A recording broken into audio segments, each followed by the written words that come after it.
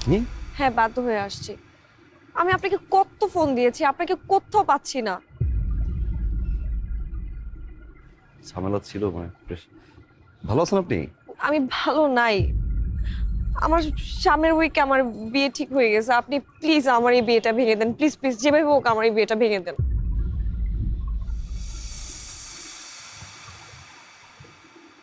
এখন আর পাগলামি করার বয়স আছে? আপনি দেখতে যতটা ইয়ার না লাগেন, আপনার কিন্তু বয়স হয়েছে। বিয়েটা করে ফেলেন। হ্যাঁ, আমি বিয়ে করব, কিন্তু সেটা আপনাকে।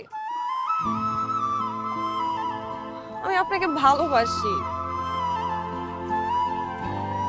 আমি সেটা বলতে পারিনি কখনো, কিন্তু আমার মনে হয়েছে এখন এটা বলা উচিত।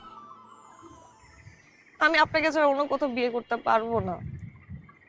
আপনি যেভাবে হোক এই বিয়েটা ভেঙে দেন না, প্লিজ। আপনি যে হোক এই বিয়েটা ভাঙেন। সম্ভব না। সম্ভব না মানে? আমি জানি আপনি আমাকে ভালোবাসেন। ভালোবাসা হচ্ছে এক ধরনের ফ্যান্টাসি, আর এই ফ্যান্টাসি মাঝে মাঝে রিয়েলিটির কাছে হেরে যায়। আমার রিয়েলিটি হচ্ছে আমার মা, আমার বাবা, আমাদের সংসার।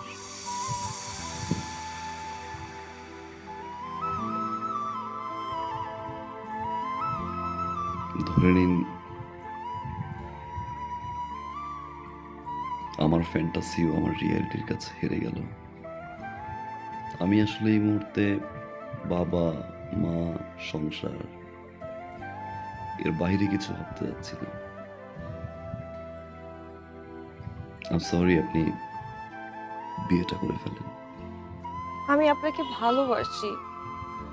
আমি আপনাকে ছাড়া বাঁচবো না।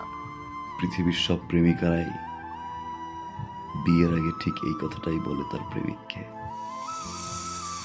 কিন্তু বিয়ের পরে তারাই আগে ভুলে যায়। নতুন মানুষ, নতুন সংসার, নতুন স্বপ্নের ঘরে সবকিছু ভুলে যায়।